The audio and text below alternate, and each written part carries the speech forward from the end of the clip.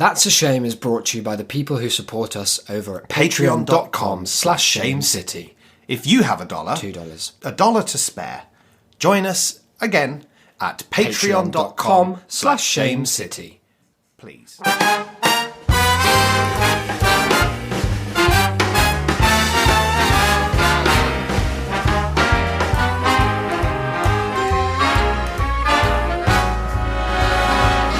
Look for the bare necessities, the simple bare necessities. Hello and welcome to a very spooky episode of That's a Shame. So spooky were we that we vanished off the face of the earth for months on end. But we're back. When October comes a knocking, up we come a rocking. We've often said that, haven't we, Declan? Co-host Declan. Yeah. We have often said that, co-host Isaac. Yeah, it's pretty exciting. We're back from the traditional Shame City summer hiatus. Yeah. We're a bit like school in that way. Like summer holidays, we've got to have, to recuperate. Which is weird because it's the time, certainly, that I have the most of to make that kind of content. But I guess also when we've got Spooktober coming up, as it comes around every year. I don't know if you've noticed. Every single year. It takes many months of planning. Many months of us doubling down in the basement, the ideas basement, and coming up with all of these great concepts that we've managed. And the last thing that you want to do is kind of like blow your sort of content load in the months in September, because September, nothing. And so to counteract that, the Queen's death anniversary now. Yeah, we did nothing in September just so that we could never one up ourselves, because anything that we do now will be necessarily more content, and therefore better than before. We're thrilled to be back, but terrified to our core by this the scariest of months. How scared have you been? It's only 2 days in, but I know you like to get scared quite early sometimes. Well, it's a Sunday, and I have what they call the Sunday scaries. Did you go to church? Which it feels even more apt as we enter the spookiest of months to be frightened just by a day of the week. What's the scariest thing that's happened to you today? Today? Yeah. Or yesterday, I guess, like just some kind of fun, scary anecdotes. Just recently. I guess nothing too scary, if it was going to kill the vibe. A bunch of my payments came out, and it did some very spooky things to my bank balance. It's dastardly. really quite haunting. Yeah, I can imagine. Like keep you up at night, sort of haunting. Yeah, absolutely. So I suppose that would be it for me. What about you? What's either the scariest thing that's happened to you, or this could be a fun twist? What's the scariest thing you've done to someone else? That's a great question. I went to see the film Smile. Have you seen any of the marketing around the film Smile? Yeah, I've seen the marketing. I saw the people doing the creepy smiles. Yeah, what a good idea that was. I thought that was I haven't seen that kind of guerrilla marketing stuff since the 2000s. I was pleased to see that. Yeah. We went to see the film. How much would you need to be paid to stand for the entirety of, let's say, a football match? I'd do it for free. I do stuff like that all the time. I quite often, for someone who's almost 30, I quite often, at least once a week, find myself hiding somewhere or standing somewhere where I expected someone was going to arrive soon, but they're taking sometimes up to about 10 minutes, and I'm in an uncomfortable place, like under a table or behind a curtain, and I'm just like, should I be doing this? You just reflect on how much effort you're putting into the spooks and scares, but someone's got to do it. Are you saying that once you turn 30, and God, it must be a matter of days, weeks now? It's a while. It's a big percentage of the year. That you'll be putting a stop to all that? No, I don't think so. I think actually the older you get, the fear is a bell curve in some respects. Or actually not a bell curve, it's sort of a parabola where you're at your scariest when you're quite young and very old. So I'm actually entering, I think your 20s are some of the least scary years. So I'm entering into a new decade of fear with a view to when you start getting really foul looking and decrepit, that's when it comes back around. Because you go from little ghost kid that can say spooky, high pitched nursery rhymes. And then you're just kind of nothing for a while. You have to rely on the just jump scare mentality. But when, imagine if imagine me like a sort of lovely 25-year-old sort of looking guy. Like I just say as like a playing age, like 25. Yeah, I knew you. I knew you about 4 or 5 years ago. Yeah, no, but I mean, like even now, people probably look at me. They're like, yeah, mid-20s. Like, imagine that if I was like looking at someone on a bus and smiling, they'd be like, "That's really nice. It's lovely to see a handsome young man looking at me." And what a shame what a shame that 25-year-old man has a lot of grey hairs. That's stylish. So they'll probably think, wow, an interesting dye job he's had. But now, fast forward until I'm 55, 65. Yeah. That will be a fright. Like that will come with an inherent fear. All of which is to say that when the day I was going to see the film Smile, it was like an unlimited screening. You know, the Cineworld, the now bust cinema company that I've chained my horse to. I'll be riding until it drops dead. They do like previews before films come out and they always give you like a really disgusting snack that they clearly can't get rid of otherwise. So it's some fucked up flavor of tango you've never heard of, like dark berries that just no one has ever ordered. And so we were going to that, but it was on a weeknight. Normally I go to cinema at the weekend, just a little insight into my life. And so I didn't have much turnaround before leaving the flat.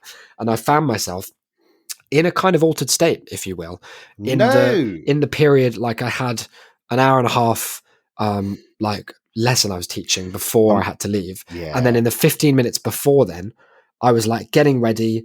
I put out my stuff that I needed. I was like, got my AirPods charged. And then straight afterwards, almost as if this was part of my routine, I was like putting my shoes on in one hand, and in the other hand I was googling a picture of the poster of Smile to print off, and I like sent it to my printer to be printed, and then went into my flatmate Matthew's bathroom and blue tacked it to the mirror. But it didn't feel like me doing it, you know. It didn't feel premeditated. This was just something that had to happen. Honestly, I was completely like, if I'd been strapped up to an ECG or something, like it didn't register. You were just a vessel for this. Yeah, quirk it truly felt like someone was doing it through me. And then we got back, and I'd forgotten about it, to be honest. And it was many, many hours later, like 8 hours after I'd done it, that Matthew was going to bed. And I was in my room, which is adjoins, you know, it's 2 rooms away from that bathroom. And I could hear him like brushing his teeth or something. And I put it on the mirror kind of with the hope that, you know, the best case scenario, you get that kind of double take. But probably you open the door and you'd see it straight away. Yeah. It's a picture of Caitlin Stacey doing a big grin. Yeah. And the scream that emerged from the bathroom is the most, it's the most genuine, like sound effect style scream I've heard in my whole real life. Your new flatmate will help. Amazing. It was amazing. And he said, he came out afterwards and since has said, you know, it took a couple of days for him to admit this. He said, that's the best scare I've ever happened in my life, because it perfectly happened that he did like double take upwards to it, and it couldn't have been planned better. So what you're saying is whatever deity was working through you, they've done their job well. Fucking nailed it. Now they did get their own back on me briefly, because after he tore it down in fright, I went and hid it in our living room, kind of half peeking out from one of the curtains. Promptly forgot it was there, and then that about half an hour later went into the kitchen, but the lights were off, and when I turned the lights on, there she was, and I went like that. So it swings and roundabouts. It's interesting, like for people who, you know, for all intents and purposes have a lot of responsibilities. Yeah, we're quite callous about, you know, just admitting to a lot of mental illness. So what mental illness are you referring to? Well, just, you know, like, you know, voices acting through you, the spirits. No, that's not mental illness. That's a divine kind of. I was chosen. It's like I was chosen to do that. I've developed a new sleep madness since last. Oh you saw me. You didn't have enough of those. No, not anywhere near enough. I have my first ever experience of sleepwalking. No. Oh, yes. I mean. And I've never heard of anyone who did it just once. So yeah, so exactly. That's why I do mean first. And he never did it again. I tried to have a nap when I got in from work. Yeah, I was absolutely shattered.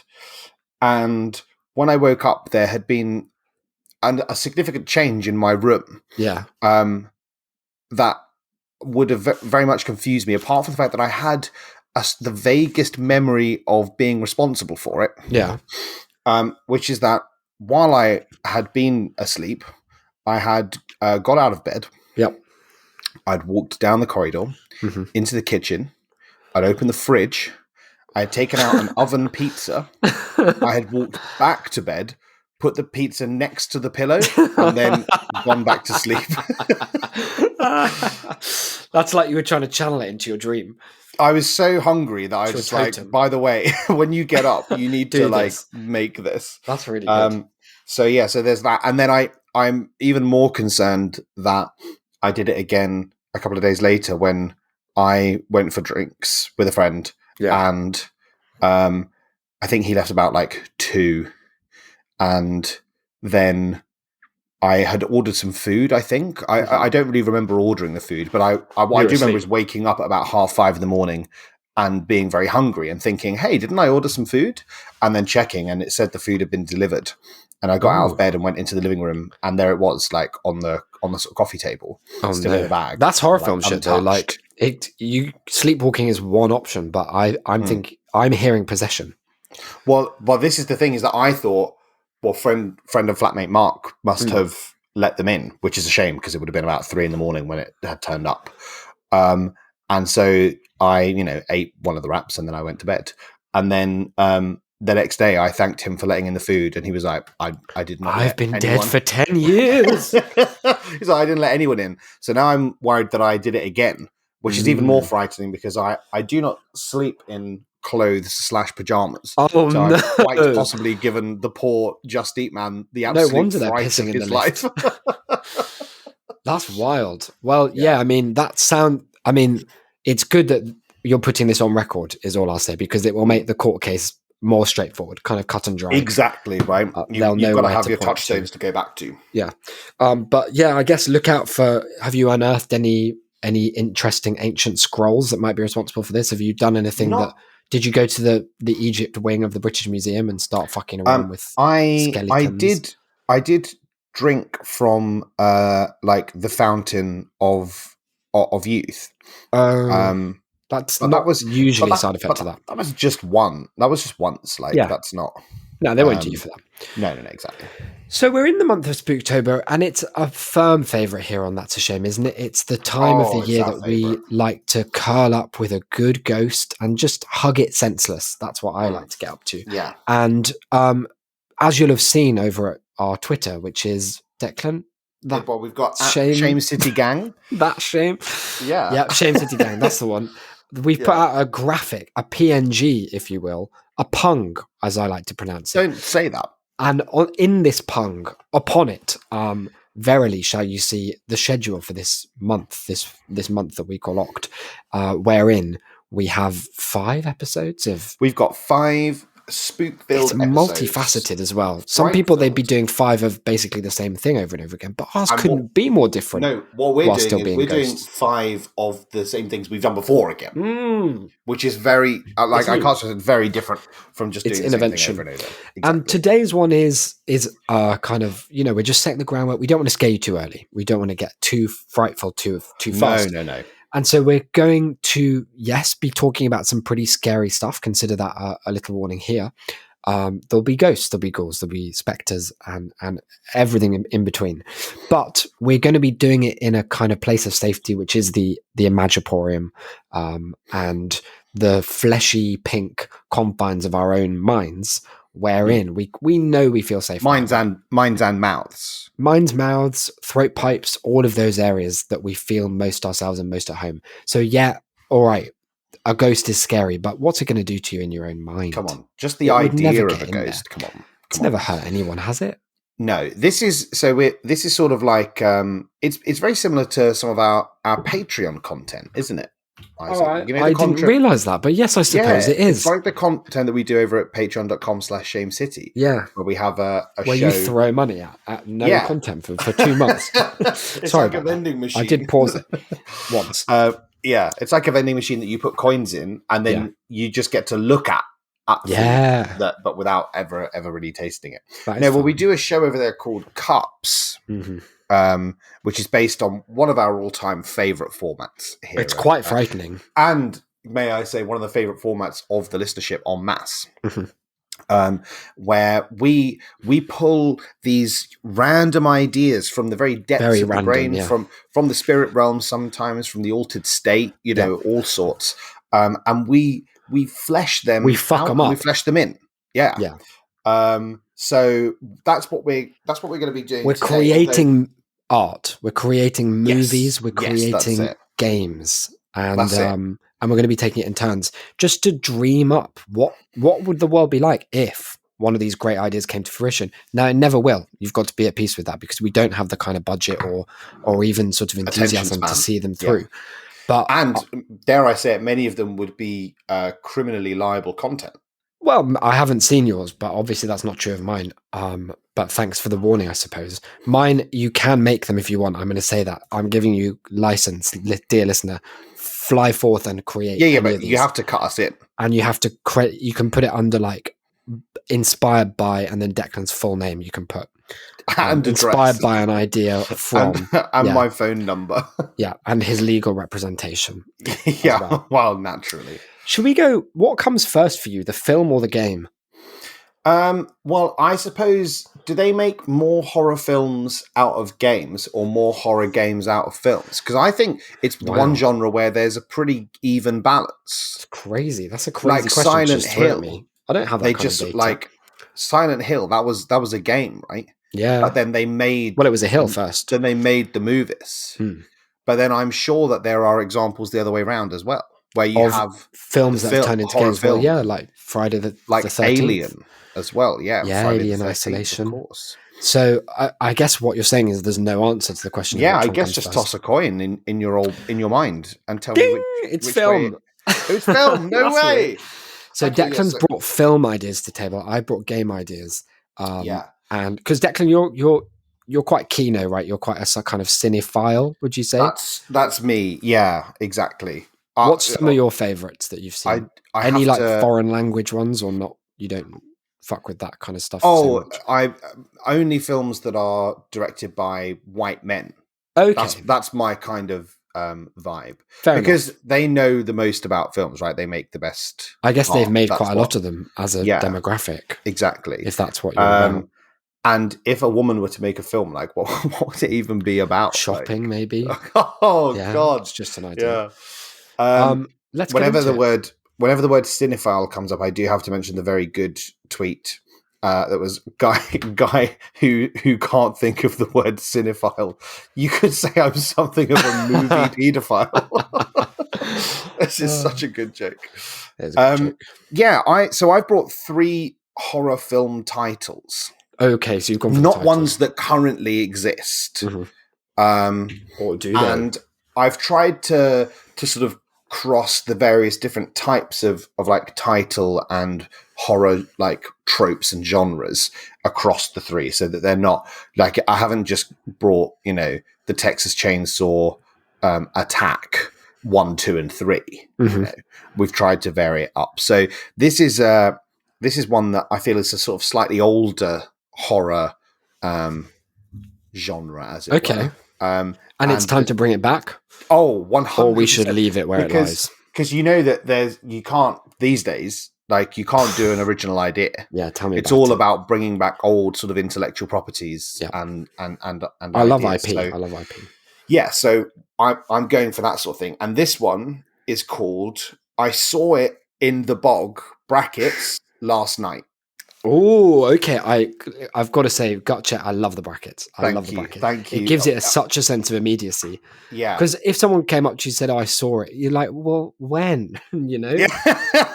How does that affect me? Is there an immediate problem, or is this just a memory of yours? Because don't be bothering me with things from the past. But also, like, if someone just came up to you and said, "I saw it in the bog last night," in kind of like one go, it's like that's too much information. Yeah, I can't pass all that. No, so the parentheses there just to give you that little pause. It's a breath, right? Cognitive load. Yeah. It's giving the viewer space to take that in and process it and say, "Oh wow, I wonder what they saw in the bog."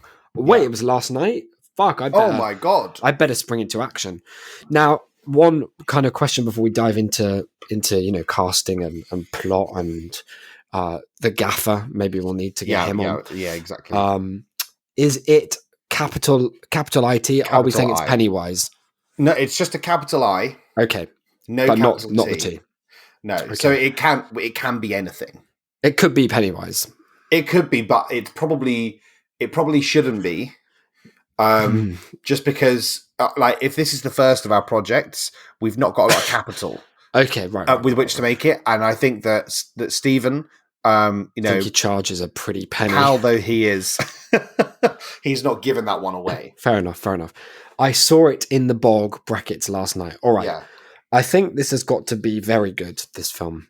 And I'm willing to be, because the title's not bringing anyone in. So the film had better be very good. Well, the title suggests to me a kind of the Crucible kind of setup, right? I think, and what I mean by that is that we're in Salem specifically, right? But the thing about the Crucible was that Arthur Miller was too afraid to set it in the 20th century, or indeed the 21st. Yeah. He'd never even dreamed that the 21st century would happen. Miller famously thought that the past was going to end with 1999. He thought that was it. He thought the past was going to end. He said that's as far as it'll go, and then we're done. There'll be no now. There'll be no then.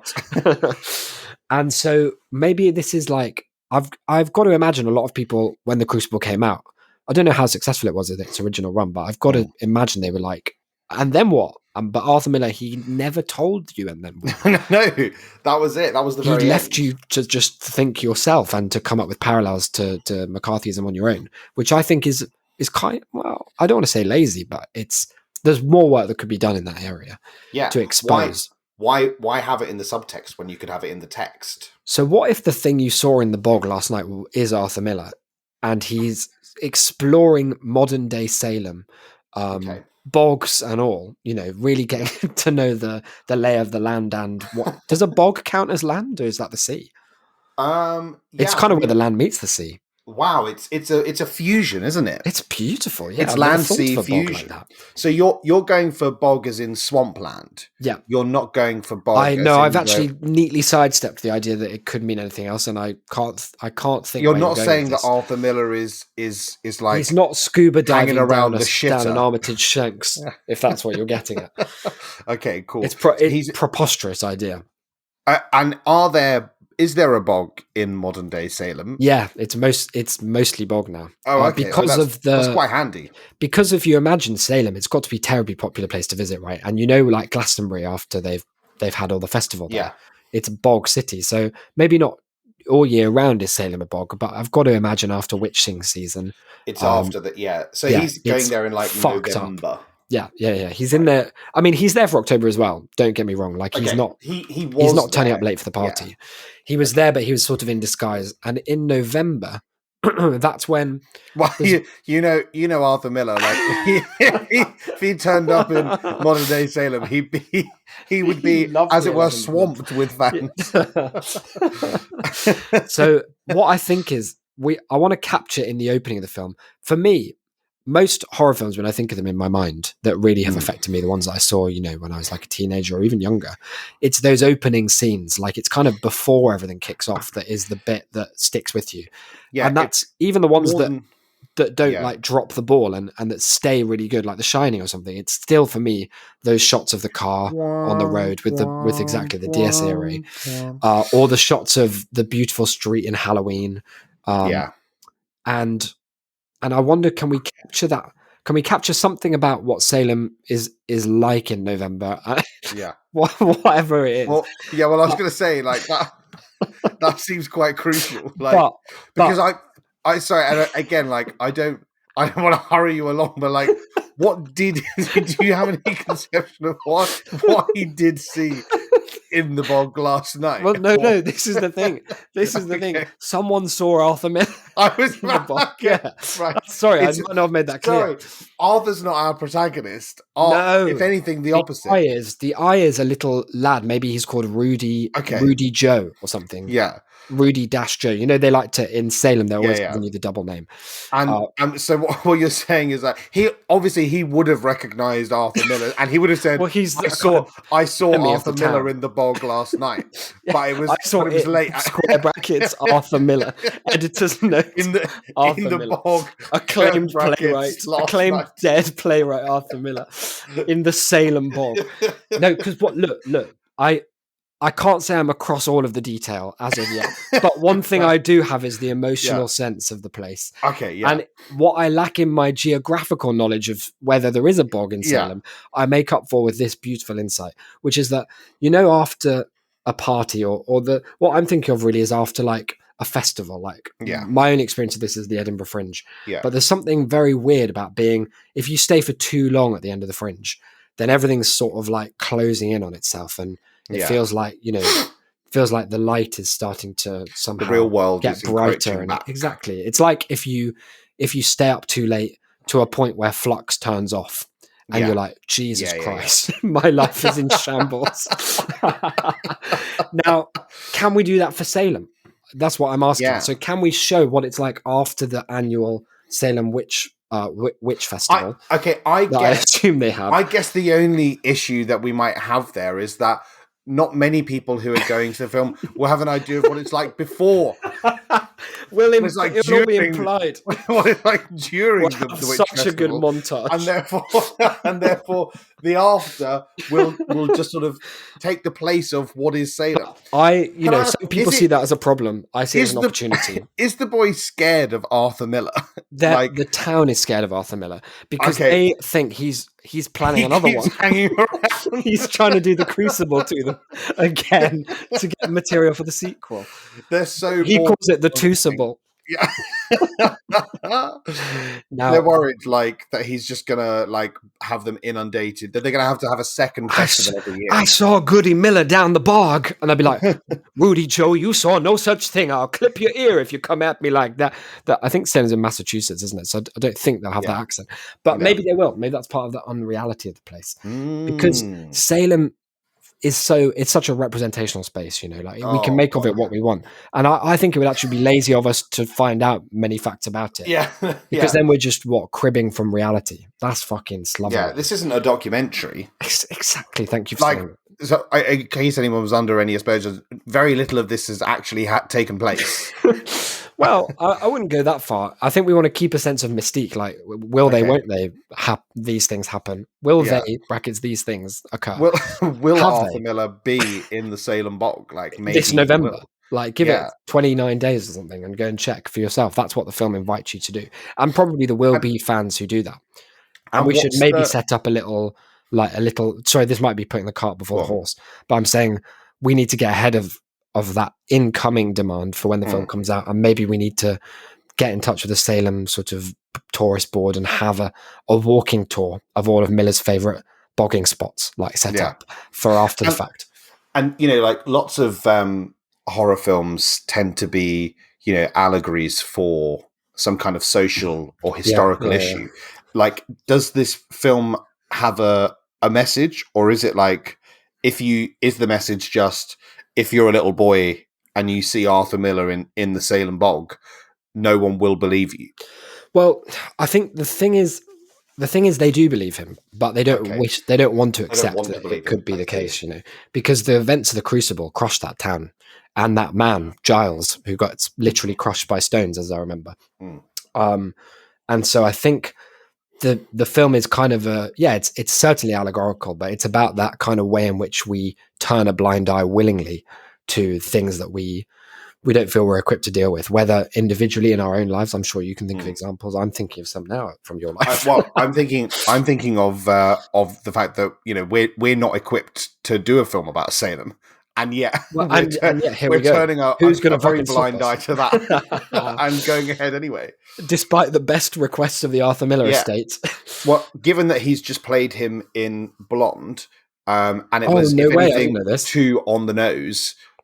Casting so perfect, it's unreal. We're getting Adrian Brody in to. Is it Adrian Brody? Right? Oh, okay, yeah. In a way that it almost feels like I think he's waited his whole life to play Arthur Miller. Wow, because he played that playwright in the Peter Jackson King Kong, and I think at the time he probably thought this is as close as I'm going to get. He was overshadowed by that monkey ripping the dragon's jaw off. Yeah, exactly. At least.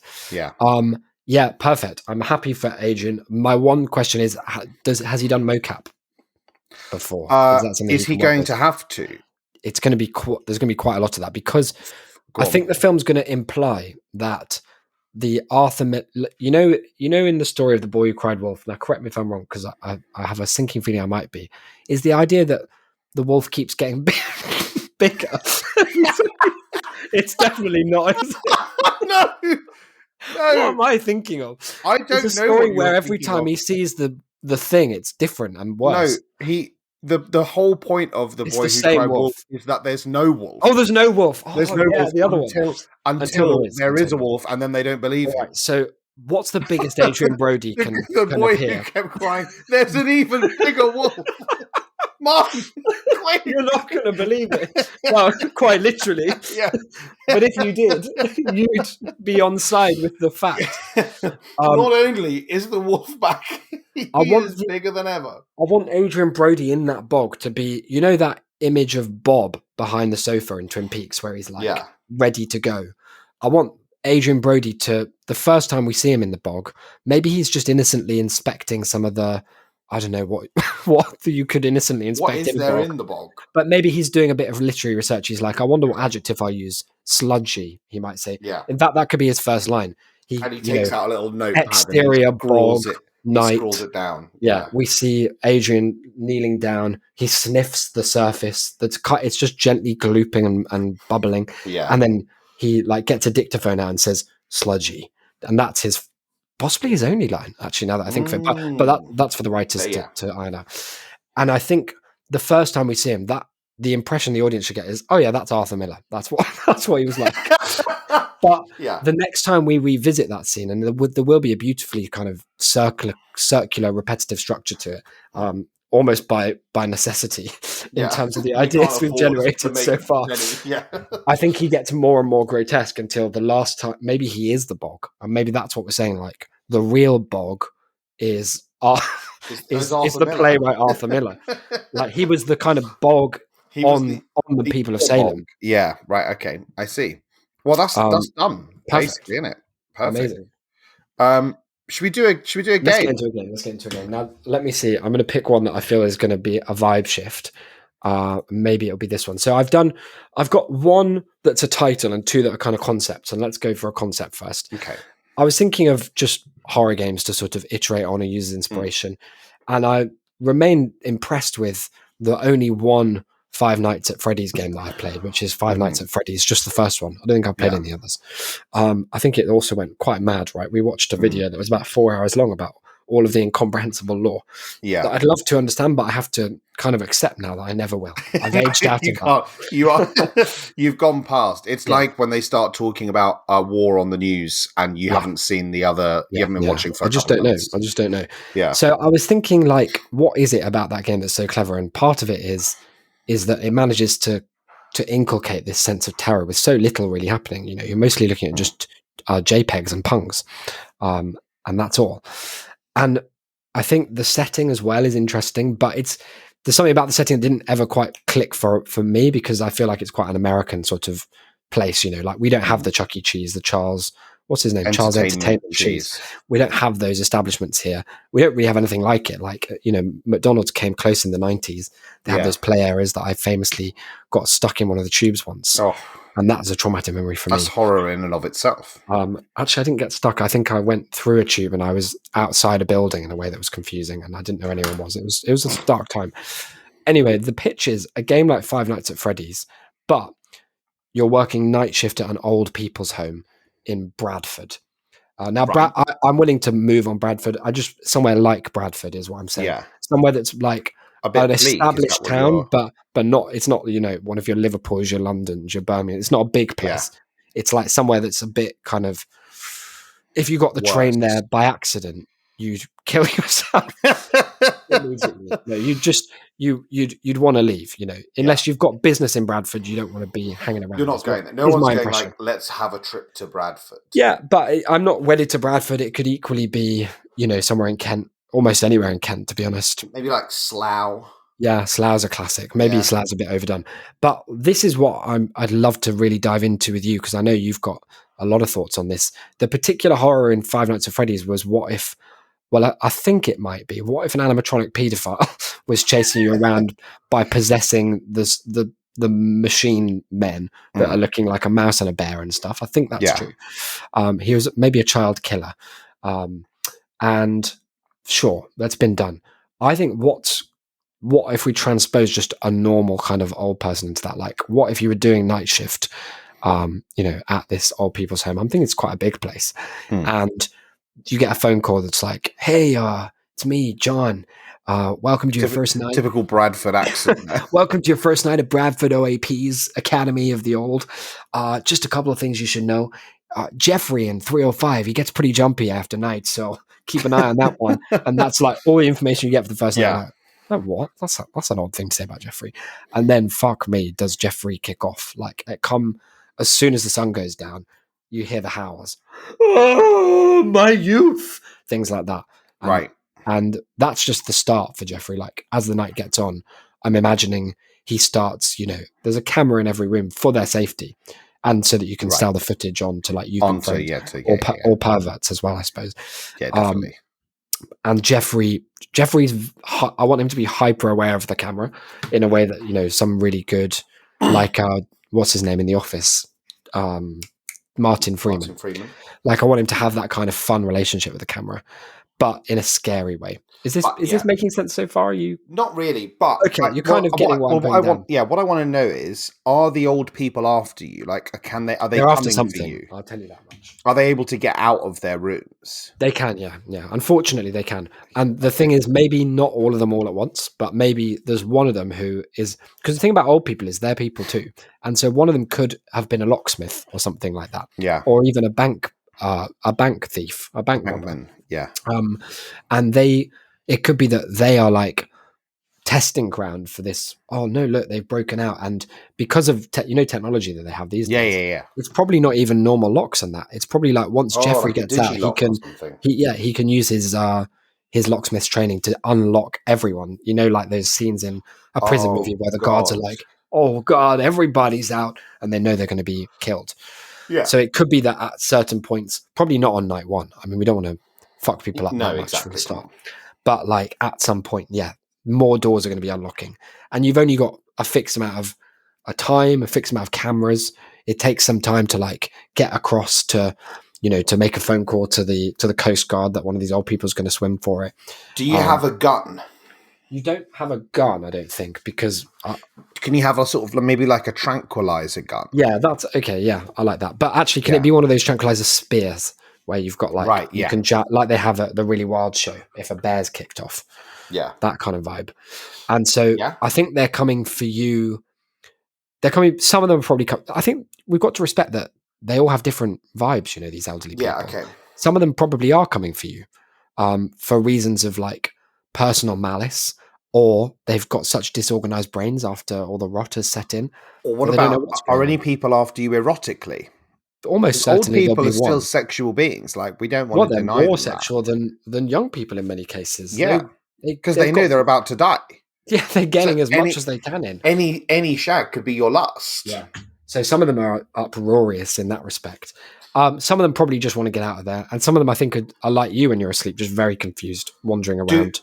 Do we have are we? Is it very much the Five Nights style in that we're basically sat in a chair, like we're not like roaming around checking in on them? I think I do like. There's something really horrible about the powerlessness that comes from you're being trapped in one place. I think it could even be like we're outside the compound. In Phasmophobia where you're like in a van outside the building that you're in. Like you've got your sort of ghost headquarters. You're in a van outside the building you're in. that the ghosts are in. Right. It could be that we're in a kind of command unit, like at the front gate of like when Mike is in Better Call Saul. Yeah. Letting people in and out and letting no elderlies out, ideally. There might be old people that try and trick you into saying like, "Oh, I'm the janitor. I need to go now." And you can quite clearly see that it's like a 90-year-old man in a gown. He's wearing a gown. And exposed at the back. He's hanging dong, almost certainly, yeah. And you get a slight sense that for him, the ruse was less important than the exposure. And the lie was deliberately flimsy. In fact, if you see the dick, then you've lost. Like that's kind of that in and of itself. That gives you a fright. Like if he gets close enough to you to expose himself, then you've pretty much failed. At what if there were some really scary old people? Like, who's the scariest old person you can think of or that you've seen? Oh goodness, because a lot of them are frightening, aren't they? Like, there's no two ways about it. Maybe John McCririck. Pretty frightening. Who was very terrifying when he was old, especially. I think the old woman he had those kind of like thin, wispy mutton chops down the cheek, and you could just see that it was like that. It was in that sort of feathery old man facial hair that is it looks vile to the touch. Yeah, absolutely. I wonder. I'm just going to send you a link. I don't know if you saw this on Reddit the other day. And I wonder if this is like playing some part in what I'm thinking of here. But I saw this this post of is it a 109-year-old Buddhist monk? And I'm afraid he is a skeleton. Like he's a living skeleton. Yeah, no, I've seen this. I've seen this guy before. I'd never seen him before now, and I wonder if he's there. Well, I mean, not him, because he's obviously dead now. Yeah, no, thank God. But someone built from that same cloth. Where it's a skeleton with just a bit of like a leather jacket, draped just some animation over it. Still in his bones and nerves and things. And what's like, no offense to this guy, but like, what's the scariest thing that he could possibly do to me? I think he can imagine if he got on top of you. But how's he going to do that? Because he cannot move. Like, no, that's the problem. There's no he's musculature left. He's got exactly 15 seconds of movement left in him, but you'll be shocked at how fast. And he's very fast. Yeah. Like, imagine 109. He's been saving them up for the last 29 years. Yeah, that's why. I mean, that's because where do you think? Like, he's clearly not putting any energy into keeping his skin normal. It's all going into preparing the muscles for one final. Well, he's probably been having to put a lot of that energy into making those huge indented holes in his face. Yeah. So that's where some of it's gone, but the rest, I suppose, is just stored up. It's like what they call it. It's like a coiled viper. Yeah, exactly. So I think, and I think a lot of elderly are like that. Obviously, he's an extreme example, but maybe he's like an end boss. He's like the extreme example. Yeah. But I think if you really analyze it, that's basically what being old is. It's saving up all that energy, either to expend or just to die with. And so this is the aim of the game, to make it through the night without any old people getting near you. No, because that could be part of it, right? Like, it could have one of those elements of like those arcade games used to have. I don't know if it's still done because it's quite in poor taste, where you're playing like a cop shooting people, and then like an old granny's like, "Oh, where's the button?" You're like, "Bang!" because you just got You've become trigger happy, like the real police, and you blow a head off. So it could be that some of the elderly are on your side, or they're completely and innocent, they need genuine help. I'd like to speak to my granddaughter, and you accidentally tranquilize okay, that's cool. So like, there are some who need genuine help, and some who are just vicious monsters. Yeah, and how do you tell them apart? If you don't help the ones that need help, then you lose as well. But if you try to help one, it turns out they just want to like gum you. I think we could be saying that it's a thing about radicalizing as well, because it might be like you don't lose straight away if you don't help one of these innocent elderly, but they're going to slowly, their souls will corrupt and rot, and they'll turn to the dark side. So that if you don't help Gladys, get the right episode of Coronation Street, by 2 days later, you'll be tranquilizer spearing anyone. A flying skeleton as she hurls herself into you. What about what if the twist at the end, if you manage to complete the game, is that you are also very old? You've been there for so long that you're actually older than all of them. Yeah, that could be quite interesting. What does that say? And that actually there's an even bigger man copying the theme from the last movie. Wow, yeah. There's an even bigger man who's trying to stop you getting near him. Yeah, and he's just convinced you to sit in this booth. And he's your son. And then it turns it back around. It's like, this is what it's like to be old. Your family don't want you around. So they put you in charge of a haunted old people's home. It's a classic. The lengths that they'll go to. The number of people that's happened to. Let me tell you. Bradford, I think that's absolutely really swimming with them. Because I was worried when I wrote this down. Maybe it doesn't have a lot to say about people's real lives and maybe there's politics, not a lot going on. Actually, it does.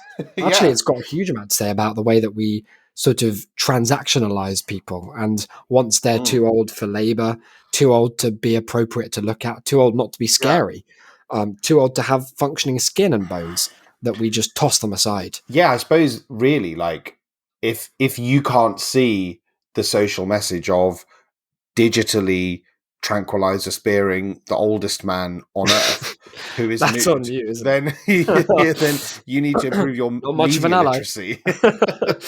All right, solved. Beautiful. Let's get another film under our belts. So this time I was thinking, yes, in terms of, horror types, horror genres, subgenres as they were, but I was also thinking about, as you've got to be in this business, like marketability. Like who is seeing movies? I don't know, Well, more and more, I think the only people who can afford to see movies are the boomers, the boomer generation, are the landlords, the conservative voters, all of these people, because they're the only ones who have like property and finance and savings and all this shit. Yeah. So because they're not working for Deliveroo like the rest of us. But also they tend to be very kind of prudish, a lot of them.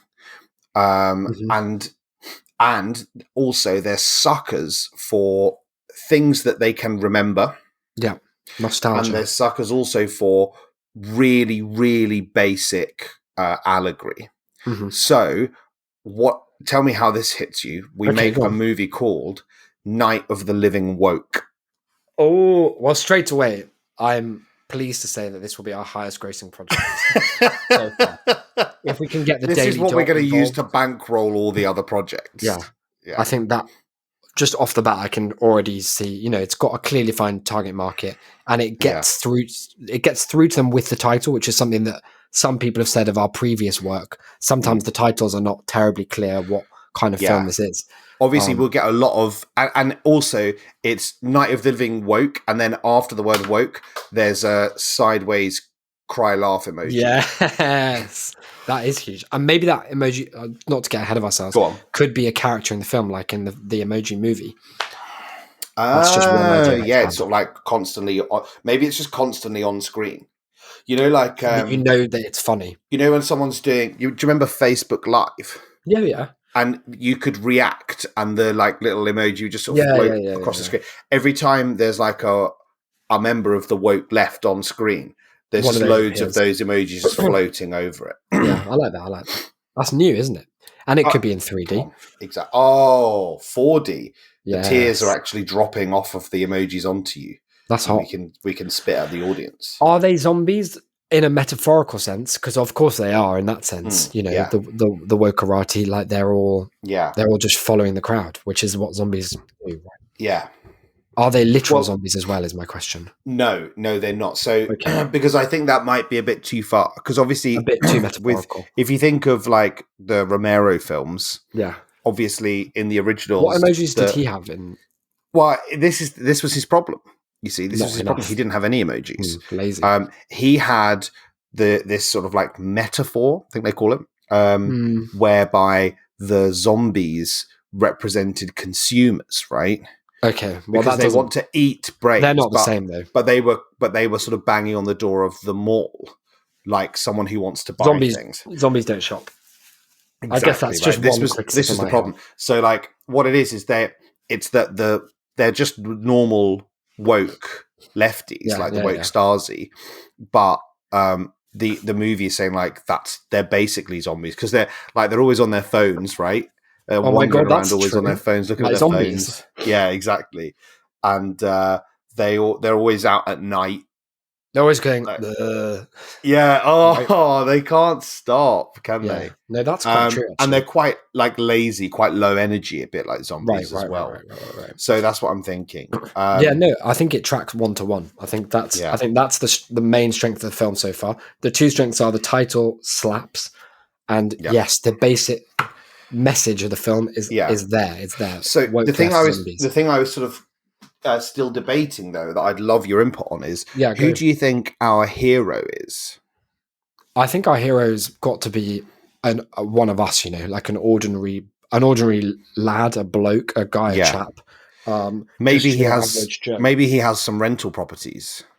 Yeah, well, I said he's a one of us. He's an ordinary guy. Your average person in the UK has 5 buy-to-let properties, and we want to represent that. Most films don't; they shy away from that, and some of them go so far as to make landlords the enemy. And I won't, to villainize them. Which I won't fucking stand for it. I won't. Well, it's woke, isn't it? It's woke.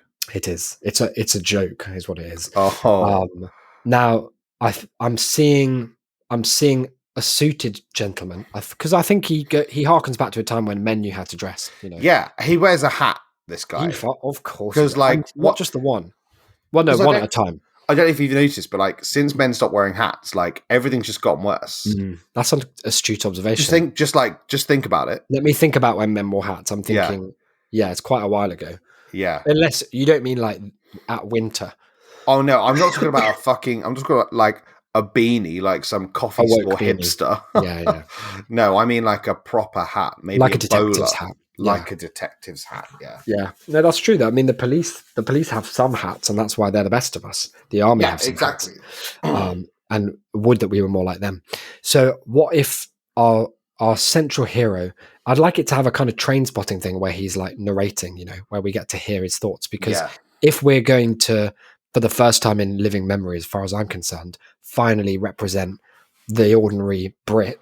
What should his name be, by the way? Baz seems the obvious choice. Gary, yeah, all right. Yeah. Dave, if we're gonna have normal Dave as our hero, then please can we hear from Dave? I don't want to hear him filtered through the lying MSM. I want to just hear what he's saying. I'm thinking that our sort of production motto, as it were, should be "Tell, don't show." Right. So the beginning of the film can say, name's Dave. I've got 12 properties in my portfolio at the moment. And I'll now show you each of them in a 5-minute montage. And then it could be that the beginning is just and this could be a kind of ARG sort of thing. It could be real Rightmove. Those videos they have on Rightmove. Like a robot line. There's the bathroom. They sometimes have. It could be, but Dave sort of talking you through them. I picked up this beauty for a pretty penny in a police auction. The idea is 3 got stabbed. I lost my gain. Am I right? The amount that you spend putting carpet over the bloodstains is more than balanced out by the fact that you can get it for a pretty for a fucking dime.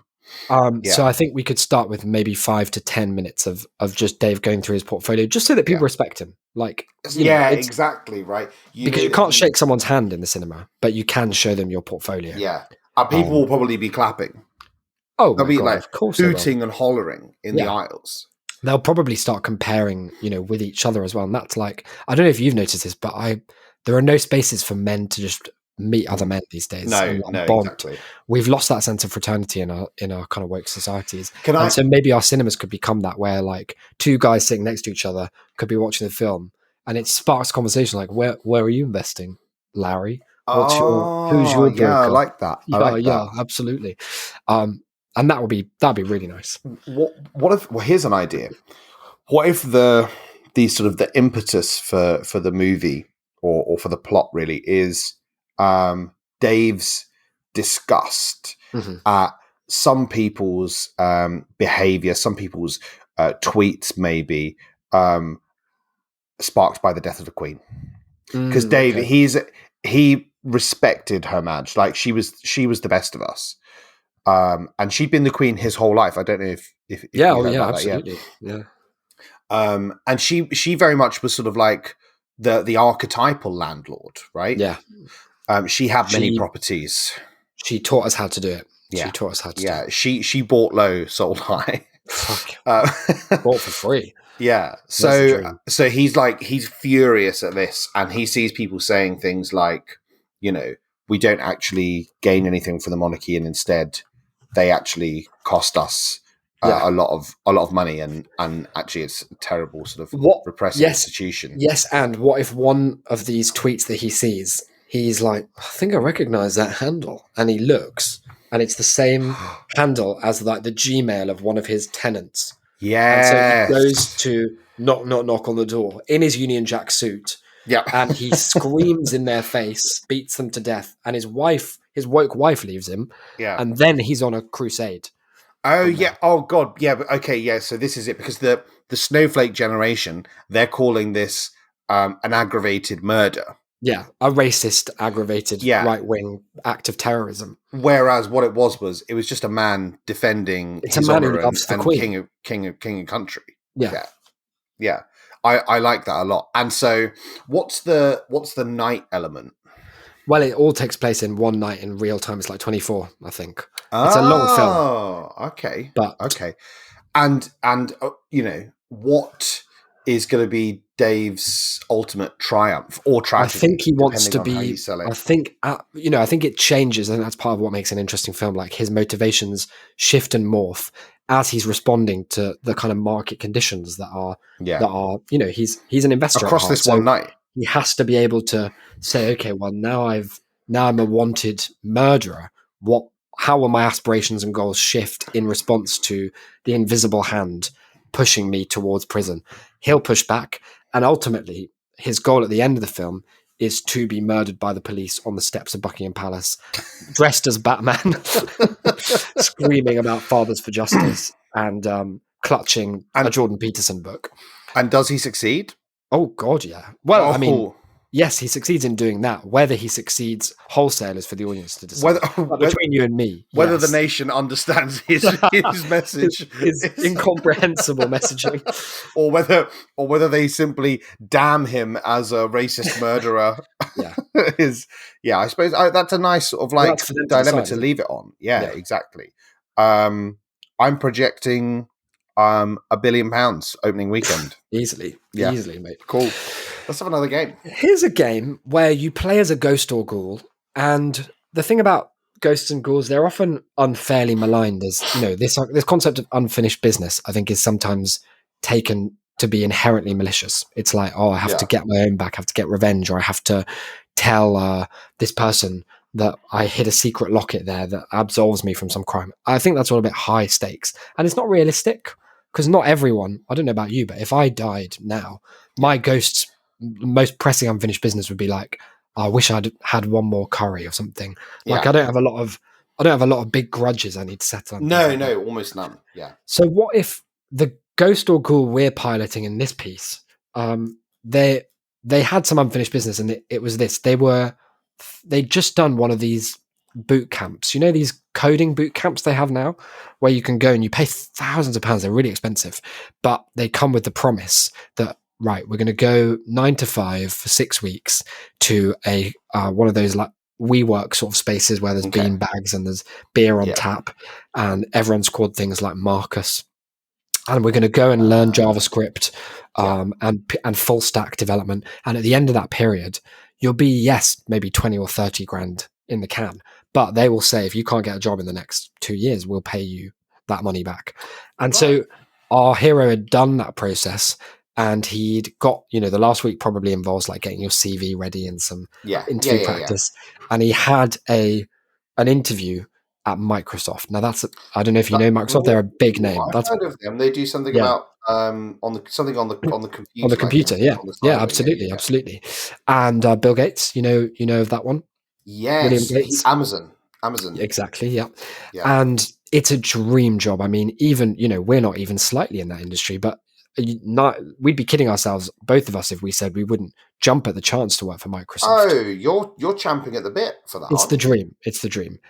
But unfortunately, on the way to the interview, something happens, and I don't think it matters that much what it was. It's nothing spectacular, he wasn't, a firework didn't drop out the sky and kill him. It's nothing crazy. It's nothing ridiculous. He died of old age. He just died of old age. He'd been in boot camp for so long. Yeah.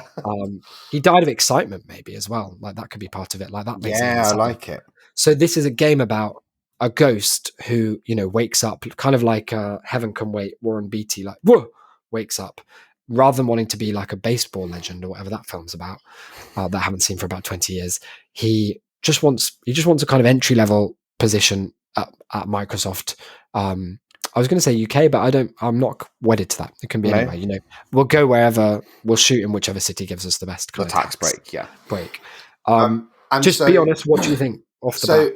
I'm thinking I'd be interested to know how you see the mechanics of the game. Yeah, me too.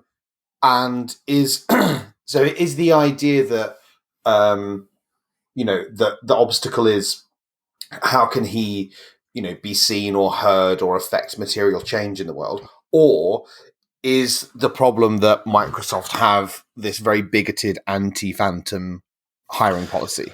I think, to be honest, I think we keep it quite naturalistic. I don't think Microsoft has ever put pen to paper and written a policy that includes phantoms or ghosts. They've been too cowardly to take a stance. I think they just, they're pragmatic business company. They're busy chumping out iPhones and all that shit. Yeah. They don't have the time to really get down to ghost chat whatsoever. But I think definitely that the main obstacle should be bureaucratic rather than spectral. I think mechanically I'm torn between two options, and maybe you can weigh in. One is that he can briefly possess other people, and so maybe he could there's a Mario's Odyssey style thing. Yeah, there's a businesswoman on her way to an important meeting, dressed to impress. She's going to deliver a killer presentation. Yeah. He's like, oh, she'd be perfect for my interview. Whoosh, 10 minutes of interview time with her.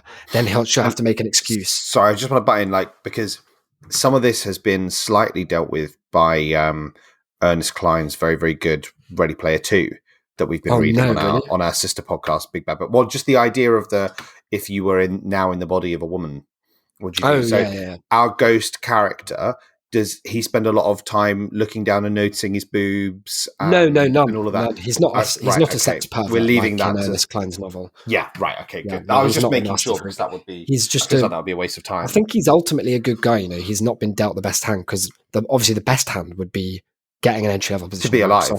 And not being dead. Yeah, one or both of those ideally should be present in everyone's lives. But he'll settle for either. So I'm torn between is it about possession, or does he have to manufacture a complicated series of lies by which he's never interviewed in person, but maybe he can do a phone interview, and maybe he could do a Zoom interview, but he's just set his background as a static photo of himself. Just a guy whose mouth is just opening and closing constantly. He's got a Disney Imagineer working for him. I think that could be perhaps more whimsical, because the possession thing, there's a kind of element of are people consenting to be possessed? I think maybe we want to sidestep that whole thing. It's a can of worms. So maybe it's more fun for it to be a kind of Wallace and Gromit contraption setup by which he's puppeteering a guy who's just slightly out of focus to the point that you can't tell he's made of Weetabix and held together with bits of string, doing a technical test for Microsoft's data and so entry division. It is part of the tragedy that he is actually very good. If he were, he's not very good. Okay. I think he's adequate. Is it the case that were he not dead, that he'd stand a good chance of getting the job? Or is the tragedy that even if he were alive, they were just going to reject him anyway? I don't think it's clear cut. I don't think he's not. He wouldn't say himself that he was the best candidate. He's not a prodigy. Okay. I think we want to paint him as someone who's come to the kind of tech sector late in life. Maybe he's had a few other jobs before then, he's retrained, and I think that's part of the promise of these often quite what's the word, sort of manipulative, or they kind of prey on people, this idea if you just predatory, thank you, if you just switched career, it's never too late, you can come and pay us 25 grand and we'll help you get a fun job in tech. And I think he fell for that, but he kind of knew he was falling for it, right? He was smart. He knew this was a gamble, and he's got the life experience, and he knows he's not a whiz kid. He knows he's not the next Mark Zuckerberg. Maybe that could be death experience. That could even be life and death experience or something. Yeah. Yeah. But I think if he were alive, he's in with a shot. He's in with a shot of getting into at the kind of bottom rung of some sort of development role. Yeah, maybe he could be working on the Excel product team. Not on any big features, but maybe on some bug fixes. He's not allowed to touch the actual program. Oh God, no. He's just allowed to sort of watch over other people's shoulders, but that's enough. That's would he be willing to do the sort of the dog's body work? Is he happy to go in and make the teas for a year? I think he physically is incapable of doing that. So I think that's perhaps going to be an obstacle. This is not spiritually. Would he would he be willing to I think so. Yeah, I think he's a humble guy. Does he? Are his are his technological powers in any way enhanced by being dead? I think so, actually. I think he can now go into Can he be internet. the ghost in the machine? Yeah, I think that's a really good idea. So maybe it's like a day-night cycle kind of thing, where in the day he's having to do all this like mad flitting around to try and like I kind of picture you turn the game on and you're looking at like Microsoft Windows 10. Like you're just the game is that, and you're the ghost kind of like having to arrange a Teams meeting and things. And then at night you get to like a portal opens and you get to like dive in. Whee! You go past all the different Mary spirits Poppins here style. on the internet, and then suddenly you're like in this network. Just like when Mary Poppins dived into the internet. Yeah, that was a lovely bit. Here we have Bitcoin, Michael and Jane. Avoid at all costs. Yeah, I think that kind of, we want to show that being dead is not the hindrance it's often made out to be. Yes, it's hindering his ability to be hired as a living member of Microsoft's development team, but he can dive into any computer he likes. Is he going to be, if he gets this job, is he expecting to be remunerated for it? And if so, like, can he spend money on He can, yeah. He can do like e-purchases, I think, like, we call of them what? in 2022, of whatever he wants. You know, he could buy a hat on Amazon. But he can't wear a hat. He can wear it. He can dive into the computer, where there is the JPEG or the PNG of the hat, and he can apply that to his kind of digital avatar. Oh, so what's the difference between a ghost and an avatar? Nothing. He's big into NFTs. That's what you're saying. Yeah, sure. I mean, NFT ghosts are possibly the only people for whom NFTs have any value, because they are equally valuable to everything else, which is to say not at all. But I think when he's in that digital space, it should be a bit Wreck-It Ralph. Like he's kind of walking around. Maybe the only time you get to actually be a sort of quote unquote physical presence is when you're in the internet. And is he? He's not being upfront with Microsoft about the fact that he's dead. I don't think he can. Goes. I think he knows, like, ideal world. Deep down, he knows that they'd be too cynical to hire a dead man. But I think we see him at the beginning of the game writing and delete, like doing that thing where you're kind of typing and then deleting a bit of an email where he's like, subject line, big news. Him typing up a notes app apology. Yeah, about pretending to be alive. Because I think he wants to be honest. But what if there's a guy who suspects that he is dead? And I don't know why he would, but like maybe it's something like, what if he saw him die? It's a guy who like was behind him when he killed him. Oh, very interesting. So there's a subplot about him trying to reveal that he's dead, but also slowly your character could realize that he was the murderer. Yeah. And then there's like an extra element. But then I always think there's stuff like, he's handed in all his work on time, almost instantly. But when they check like the key logs, no keys were ever pressed. Yeah, there'd be loads of stuff like that. How have you done that then? They'd be like, look, he's never in the office. Is it because you're a ghost? There's only one explanation, Mark. And this is it. And there could be a scene, it's kind of like Randall in Monsters, Inc. sort of vibes, where like he's, the audience knows he's right, but he's such an unpleasant person that we're rooting for him to be proven wrong and embarrassed in front of the bosses, where he's like, I saw this little human child. She's just there and there's nothing there. Yeah. That kind of vibe. Yeah. I think this sounds really good. One thing that I haven't emphasized enough that I wanted to make sure was clear is that I think it should be quite accurate, like the daytime stuff. Like I think you should just be doing real kind of tasks.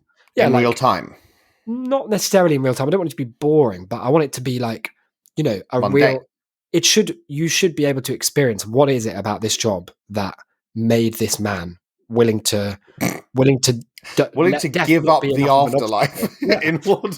He chose not to go to heaven. And that's the first scene of the game. God's like, come in, and he's like, as if I've got unfinished business, and then dives straight down to California. But yeah, like you should be able to see the financial independence and maybe that flicker. Because if he's an older guy, then maybe part of it is like every time he's completing a task, it's not just like I've done my job. It's I'm proving to myself that I can do this. Like it's a self-confidence thing. Some people have a real hang-up about the web and the computers. And he might have been one of those people. And is the end of the game that he reaches such a level of satisfaction there that his business is no longer unfinished? And I think so. He just dissipates. The next play. And I don't want to see him in heaven. I don't want to see anything. And it's unfortunate because maybe there's a little epilogue where like by that point he was actually pretty important, and the fact that he disappeared like just completely they have to cancel Windows 12. Yeah. No, I think it should be a happy ending, but I think it shouldn't be a like silly happy ending. It should just be this gentle kind of peaceful. Like it shouldn't be that he completes anything ridiculous, like we've got to get this done, or Word won't ship. It should just be like a normal task that he has been putting off for a while. Yeah, and then he's like, "Oh, of course I could just do it this way." And we hear him like doing a few keystrokes. Yeah, enter, and then a smile on his face, and the camera just follows him as he dissolves. And that's it, and then just the credits roll. I think it would be beautiful. I'd cry. So, Ghost in the Machine, is that? Yeah, I think you're right. Ghost in the brackets Microsoft close brackets machine. Yeah, I love it. Perfect. Should we do one more film? Yeah, I've got another film. For this one, I was thinking, you know what's never been done? Go on. You see films that are like Halloween films. Yeah. And you see films that are, say, like Christmas films. Mm-hmm. But what about a Christmas Halloween film? What's that? Like The Nightmare Before Christmas? Sort of like... No, because this is an idea that hasn't been done. Oh, okay, right. Whereas that's been done. Yeah, no, that has been done. But, yeah, I'm thinking something that bridges the gap. Like Krampus, if it was a scary Santa, is that sort of like yeah, like something like that, I suppose. But again, I can't... that's been done as well. This is something that hasn't been done. So you're thinking like those two clear examples of this, but but something that hasn't been done yet. Yeah, exactly. Right. Yeah. Okay. No, I just wanted to clarify. And I'm thinking as well, you know, we like bringing back old like intellectual property stuff like that. Yeah. What if this was called The Ghost of Christmas Never? Oh, I mean, it's a lovely title. Thank you. It's very evocative, and it's got a kind of gothic quality to it, which I enjoy. I'm glad you picked up on that. That's the Ghost of Christmas Never. So is it set at Christmas or at Halloween, or is it just halfway between the two, literally in the calendar? Well, I'm thinking that we're sort of that it's maybe just post Halloween, right? November 1st. Yeah, and maybe it's a ghost who's sort of threatening that there's going to be no more Christmas, right? Like, or maybe it's God who's been like, God's actually threatening. Yeah, he's like, look, actually, my son was never born. Halloween's so good. We're getting rid of Christmas. Wow. Okay. But rather than God saying that himself, like he sends a ghost. Yeah. Are we playing as the ghost? Or are we playing against the ghost? Well, yeah. Well, maybe the dilemma is that, you know, you actually really like Christmas. Yeah. If anything, really you would have considered yourself a Christmas ghost. But and Halloween, you're like, take it or leave it. I guess that's probably a stereotype that ghosts have to work against, that they all love Halloween. Exactly. Because probably they don't, right? Like, not every living person loves Halloween. No. But as soon as you die, everyone assumes that you're a fucking Halloween. You have to love it. Fanatic. Yeah, just because, and like maybe it's actually quite off-putting because, you know, there's pictures of, it's like crude stereotypes of you everywhere. Yeah. All of this sorts of stuff. And maybe it's about like, you know, you're very devoted to God's mission. But you're discovering that actually maybe you need a way to rebel against God. Yeah, okay. So it's kind of like the Lucifer story in some ways. Thank you for noticing. But importantly, it's not angels. Right, it's ghosts. It is ghosts. He's like the angels. What's the relationship, just sorry to sketch out for me, like between angels and ghosts? Like who's higher up? The angels definitely. Ghosts. Do the ghosts report to the angels? No, he actually keeps them separate because the angels would be disgusted by the ghosts. No, they know about each other, but they don't really. But they've got a sort of racism. Oh, I'm sorry to hear that. Yeah, that's unfortunate. It's not good. It's not good. But they are like very much. There's a sort of a caste system. And sorry, just genre wise, like. Yeah, it's sounding pretty heavy. Is this like? Are we going just full kind of drama? Is there a buddy element to it? Can I squeeze this into a kind of rom-com? What are you thinking? Like, I'm thinking a sort of classic Meg Ryan, Nora Ephron joint, right? Where maybe, you know, you've got one ghost that loves Halloween, one ghost that loves Christmas. They won't they kind of hate each other at the start. You're like, they can never get on, surely, and then they find that actually these two things have more in common than they ever thought. Actually, so do they. Actually, they can kill God together. Yeah, and then dance have as many Christmases as they want. Yeah, I like that. Or maybe, what if? I think it's a bit bit rubbish if it's two ghosts. So what if it's like a ghost and a person? Like the ghost of Christmas Never like comes down and he falls in love with so like City of Angels, the Zooey Deschanel character from Elf. Oh, okay. I was thinking of that film where Nicolas Cage is a ghost and then he's not a ghost and then he dies, which I think is City of Angels. You know one of the most. I guess he's an angel rather than a ghost. I've done some erasure there. See, there you go. Come on. But maybe it is that, but it's at Christmas, so it's like what if an angel came down so angry about the holidays that passion was mistaken. Sorry, a ghost came down. I've done it again. That's really embarrassing. A ghost came down with such an anti-Christmas fervor that Meg Ryan could do nothing but love him. And we are getting. It's Meg Ryan. It's Meg Ryan, yeah. I don't know, how old's Meg Ryan now? Like, is she still? I don't think we want to be the sort of production company that cares about that sort of thing. I was thinking more because I don't want to pair her up unless she's like, I want it to be age appropriate with the ghost. It can't be the ghost of like a 500-year-old man. I was watching Twilight the other day, and that's fucked up. Let me tell you, Edward's like 417 or something, and he's hanging around high schools. Yeah, he just keeps on going to high school forever. Like, what is that? He's just the world's stupidest boy. Meg Ryan is 60, so yeah, we want someone about that age. She used to be married to Dennis Quaid, I've just seen, and I'd love to see Dennis Quaid. Oh, Dennis hasn't been getting anywhere near enough work lately. Could he play a ghost or an angel? Oh my God. And what if we, well, actually, I don't want to say this because I have no idea why they're no longer together. I'm hoping it was nothing terrible. Because I was going to say, like, what if we, it gets them back together in the real life? But if it turns out he was a cunt, then so let's just put that as a qualified idea that we would love it. It being the case that there was no really bad reason for their separation. It would be great if this ghost and angel romance was what it took for them to get back together, because I think they've got 2 kids together. One of them is the actor Jack Quaid, and I'm sure he'd love nothing more than for his mum and dad to become a ghost and an angel and get married. There's no angels. I can't stress enough that there are no angels in this movie. Like we don't see them. We don't hear about them. I guess that's for the audience to decide. The only time we hear about it is like when he first starts explaining to Meg Ryan like what's going on. Mm-hmm. And she's like, "Oh, you're like some sort of angel," and he's spits on the floor. And he's like, how fucking dare you? Like, no, I'm a ghost. And she's like, I didn't think God knew about ghosts. And ghosts. And he's like, no. He's the Holy Ghost. There's so many ghosts, spirits galore up there. I think the soundtrack should be Michael Bublé only. And the thing about Mickey Bubbles is he's done a bunch of Christmas albums, no Halloween album, and I think the time is ripe for him to be doing like, well, what have we here? The Oogie Woogie Man. Like, he could do covers of all the Halloween classics. He could do Grim Grinning Ghosts. He could do Oogie Boogie. He could do maybe Mash. The Monster Mash. He could do just some classic kind of villain songs, like Be Prepared or something. Yeah, I like it. And that could be. I want it to be one of those films where there's never not a song playing. Yeah. And I don't really mind if the song doesn't match the scene too much. Like if I've got a 5-minute song, but 3 scenes that take that amount, that's fine if it carries on. It's not diegetic. Some people like to cut as well to kind of like the rhythms of the song. And for me, again, if we're halfway through a verse and we want to change scene, that's absolutely fine. Absolutely fine, yeah. I'm thinking as well, like maybe this is a new idea.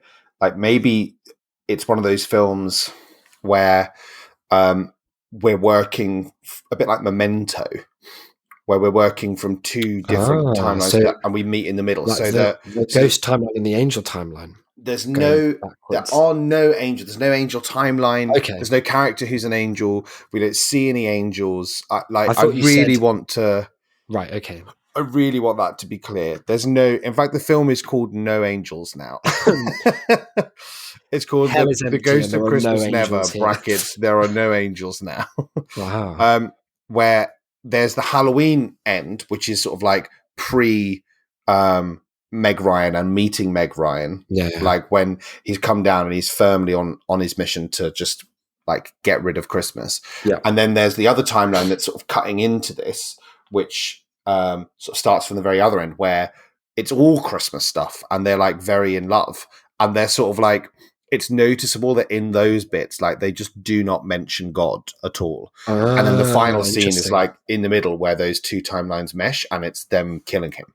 Yeah, so it's a bit like The Last 5 Years, the musical. Exactly. But instead of the marriage scene in the middle, it's the scene where they kill God. It's the scene where they kill God, yeah. And even in that scene, there are no angels defending God. No, they're like, because God's come down.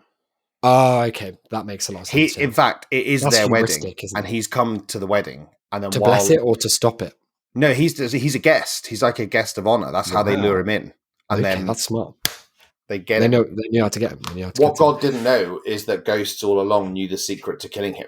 Yes, they just weren't telling anyone. Right? Yeah, and the secret was a gun. Yes, no one had ever tried it before. An earth gun that no angels' bullets could. There's no angels. I love that. Okay, well that sounds really good. Who's the guy? So we've got Dennis Quaid. We've got Meg Ryan. Who's playing God? Do you think? I've got a suggestion. I don't know. I don't know what you're going to think about it. I was thinking like the obvious when you go for God, it's normally an older man, right? It's normally and it's about a voice, the gravitas, yeah. And I thought, what if because the God of this universe is not one to be kind of revered in that same way? I thought, what if we go really off kilter and the God that we have is actually played by a robot? And I don't really mind which robot it is, but it could be like a famous robot from history. I would like you to, I would like you to cancel Christmas. Or it could be the robot that played K9 in Doctor Who. Right. It could be the robot that played the Cybermen in Doctor Who. Any of them. So that we, and again, I suppose, just so that we don't have to pay for design and oh yeah, we can. I mean, obviously, we can like, yeah, we can just have that for free. I'm sure. Cool. Yeah. Done. Perfect. All right. Amazing. Well, let's cap off with one more game, and this one has got a title. Okay. And it's quite an evocative title. I think you'll agree. All right. Don't forget, this is a Halloween game, and it's going to come out. Let me just tell you this. This is pretty spicy. It's going to come out at. Try and work out what I'm getting at here. 6, 16, and 16 seconds on Halloween day. So there's a lot of a certain number in that time. If you think about it, there was a 6 in the hour. 16s. There was maybe it's 6:06 and 06. That might be better actually. Okay. But I think I've read somewhere that some people reckon the number of the beast was 616 rather than 666. But anyway, it's a very spooky number. I'm sure you agree. Either way, it's like ooh. And the game is called Mrs. Battersby's Innocent Rhythm Game. And the cover art for it is just a lovely old lady. She's quite old. She's not that old. She's not one of the scary old people from our first game. No, oh God, no. She's at a level of age that you don't feel appalled by. Okay. And she's sitting there in an armchair, maybe with a cup of something by her side and a plate of biscuits. And she's sitting, and she looks like everyone's kind of ideal grandma kind of thing, Mrs. Battersby. Bless. And she's got that curly hair, and she's got a Poirot on the TV. Yeah. And she's got a book of sayings or whatever they like to read. Classic old lady. God. They love to just think of different sayings at the while. She's just got the thesaurus. And she's wearing a lot of knitwear. And you can't obviously smell a picture usually, although maybe that's an innovation for another time. But you can imagine that she was cooking something fantastic.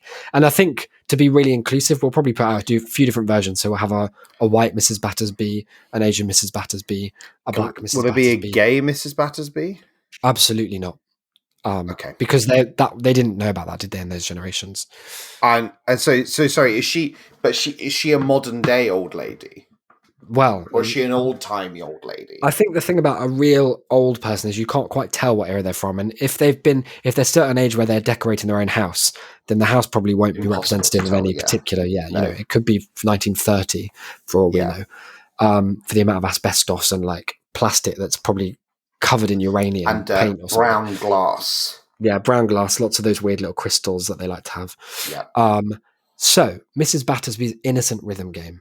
You can only buy this, interestingly, as a disc. Can I USB stick? Can I just say something that I've noticed about the title? That like, it's not my assumption ever that a rhythm game is, say, sinister or evil. Interesting. And so why do you raise that point? Well, because I would never feel like you had to clarify that a rhythm game was innocent, and that is making me think. Like, tell me if I've jumped the gun. No, that by saying innocent, you're actually misleading both me and the buyer. Yeah, exactly. I didn't know if you pick up on that, so I'm really glad, because I obviously, I only came up with this today. You're the first test audience for it, and I'm greatly pleased to see that reads, because one thing you've got to know about Mrs. Battersby's Innocent Rhythm Game is that it's anything but. Is it even a rhythm game? It super isn't. It's super isn't. And in terms of innocence, couldn't be further from the truth. Could not be further from the truth. Oh dear. One of the technological inspirations for this game was viruses and the way that they can sort of take over and destroy. And I don't just mean like computer type or the pandemic type. Any type. Yeah, I love the way, and I'm sure you'll appreciate it as well, that a virus can self-propagate and sort of sow its destructive. It's in my top 3 favorite things about viruses. Yeah, when I list my top properties, that is, well, for me, it's number 1. I have to be honest.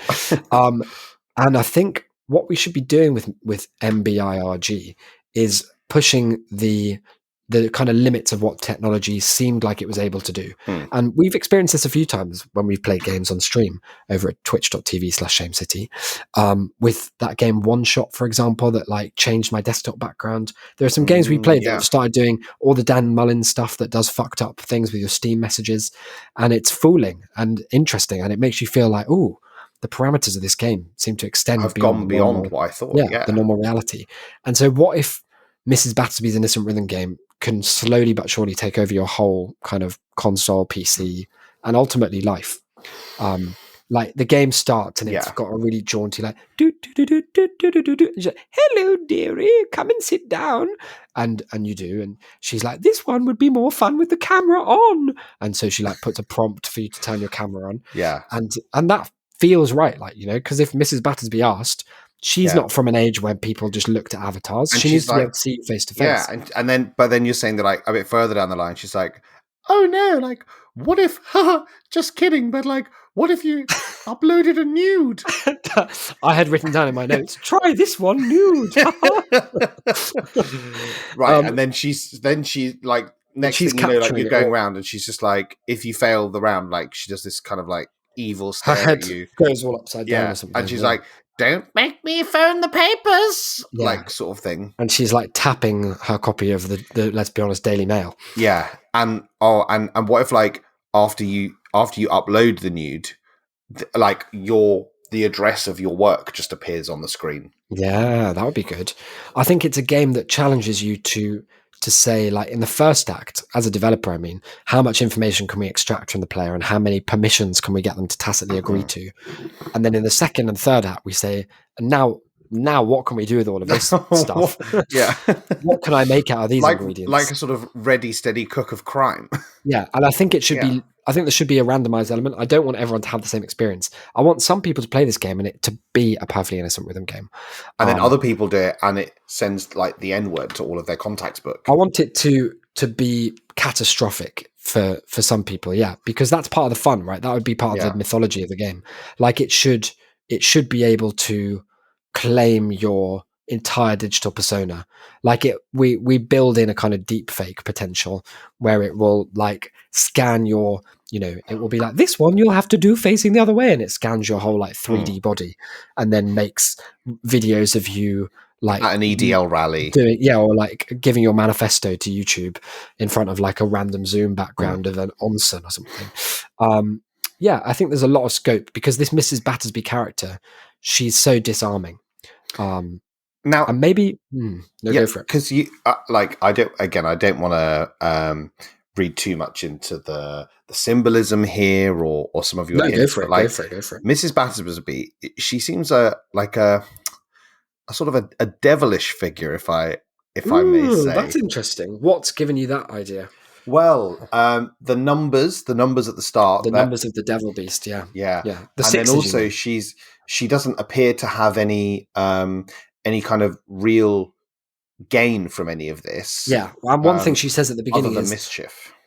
She says things like, I seek no benefits from this. This is for pure pleasure, just for kicks. I'd be suspicious at anyone who said that to me, but I suppose if it's a disarming old lady, you'd just be like, that's probably meant something different. And they say that the greatest trick that the devil ever pulled was dressing up as an old lady lady. It was an old woman game.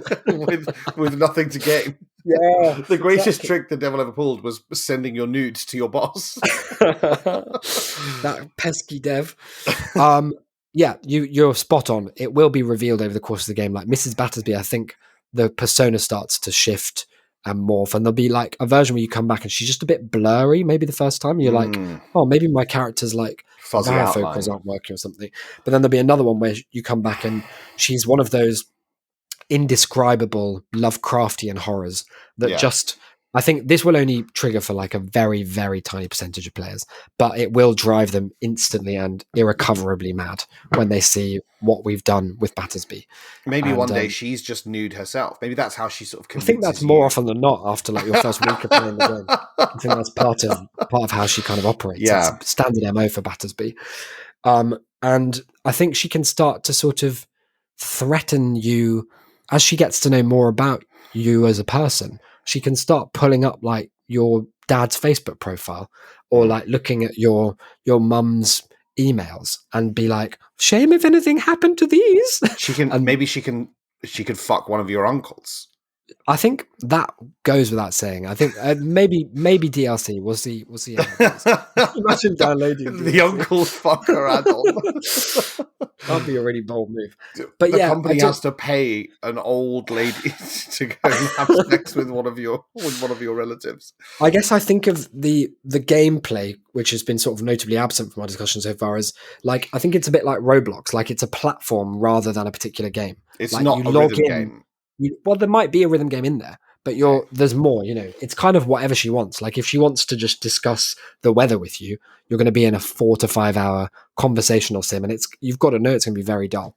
But sometimes she might be like, oh, I'm having a memory of my husband during the war, and bang, you're like in the Battle of the Somme.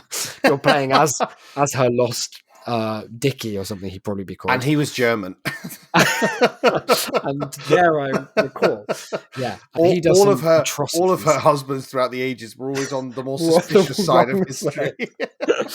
I always pick the fun side, she says. Some heartbreaking tale about her, like her poor dear husband being killed in the war, and just flashes immediately to you in an SS uniform. And then it comes back and she has like a single tear. It's the only time you get to trigger a special hidden achievement for her showing a flicker of emotion. Yeah. Before a lizard's tongue comes out of her mouth and licks it away. And she grows 5 times bigger. Yeah, I think this... Should she permanently have hooves? I think you don't realise that to begin with. But yeah, one day you log on to Battersby Online or whatever the fuck it's called. And she's just kicking back with her legs up. Yeah. And one thing about her legs is they're very long. Like they make her look like... You can't quite tell because obviously we're just in a kind of 2D environment, but it sort of looks like the drawer. The first time she stands up, Jesus Christ. Well, that's the thing. We enforce that you have to rotate your monitor into portrait mode to be able to see her. She's like, look at me, look me in the... And she won't stop screaming that until you realise the puzzle's answer is and it connects to rotate to your all the device. Bluetooth speakers in your building. Yeah. You can hear it connect. Yeah. And with the Internet of Things, like the good thing about Battersby Online is that as technology develops, so will she, because she's already plugged into like the backbone of the internet. So, you buy a smart washing machine, suddenly Battersby is going to be fucking up your delicates left, right, and centre.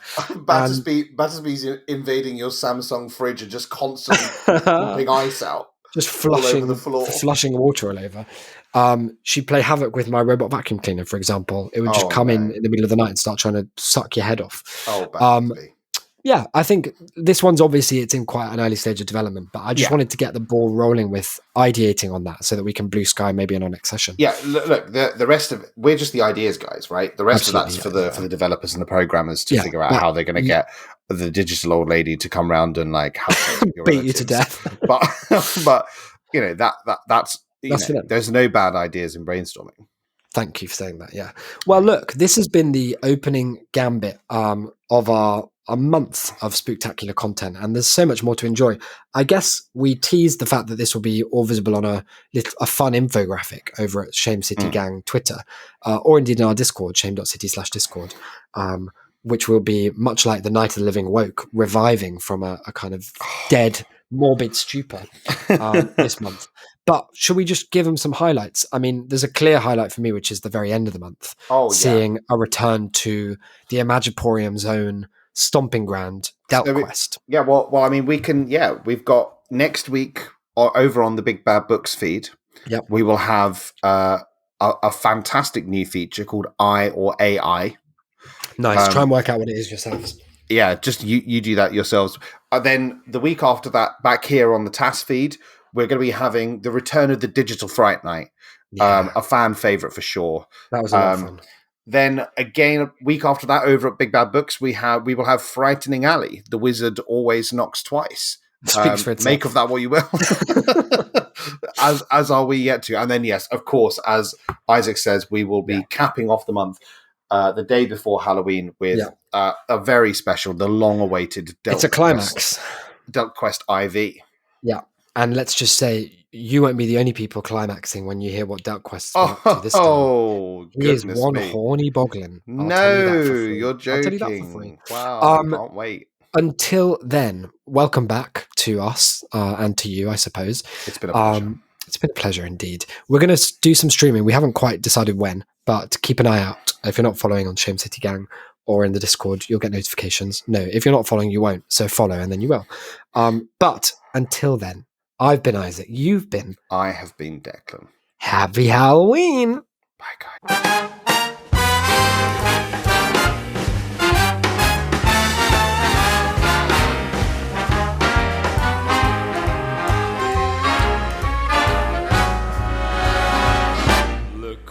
The bare necessities, the simple bare necessities. Forget about your worries and your strife. I mean the bare necessities, oh Mother Nature's recipes that bring the bare necessities of life. Wherever I wander, wherever I roam, I couldn't be fonder of my big home. The bees are buzzing in the tree to make some honey just for me. The bare necessities of life will come to you.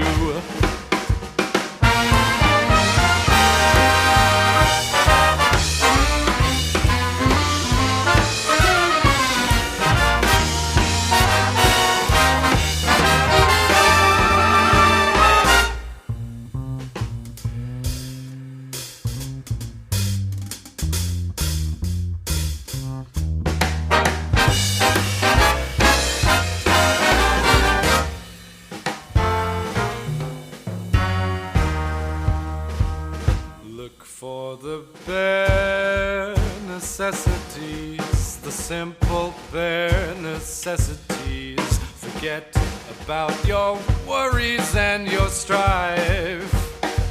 I mean the bare necessities, oh Mother Nature's recipes that bring the bare necessities of life. Wherever I wander, wherever I roam, I couldn't be fonder, my new home. The bees are buzzing in the tree to make some honey just for me. The bare necessities of life will come to you.